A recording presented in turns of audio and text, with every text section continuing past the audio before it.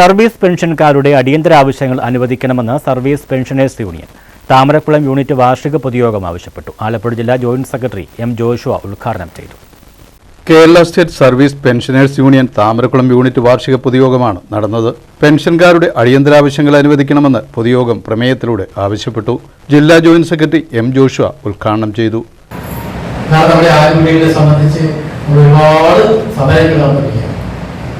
കാതലായ ഡിമാൻഡുകൾ സംബന്ധിച്ച് പലതും തീരുമാനമാകേണ്ടതായിട്ടുണ്ട്. നമ്മളെല്ലാം നമ്മുടെ കമ്പസിന് വേണ്ടിയും നമ്മുടെ ഫണ്ടുകാശിന് വേണ്ടിയും മറ്റുമെല്ലാം നമ്മുടെ അതിനെ കാണാൻ അവർ ചോദിക്കും. എന്തായി നമ്മുടെ ആവശ്യമില്ല, എന്തായി നമ്മുടെ ശാലാശ്വാസം എടുക്കലെല്ലാം നിൽക്കുകയാണല്ലോ. പരിഷ്കരണത്തിന്റെ കുറിച്ച് ഇതിയോടുള്ള ബാക്കി നിൽക്കുന്നല്ലോ. Unit president V M Mustafa Ravuthar അധ്യക്ഷനായിരുന്നു. ശ്രേഷ്ഠ ഭാഷാ പുരസ്കാരം നേടിയ പരമേശ്വരൻ പച്ചക്കാടിനെ block president K G Madhavanpillai ചടങ്ങിൽ ആദരിച്ചു. സംഘടനാ report block secretary R Padmadharan നായരും പ്രവർത്തന റിപ്പോർട്ട് യൂണിറ്റ് സെക്രട്ടറി വി ശിവൻപിള്ളയും വരവ് ചെലവ് കണക്ക് ഖജാൻജി എൻ സോമരാജനും അവതരിപ്പിച്ചു.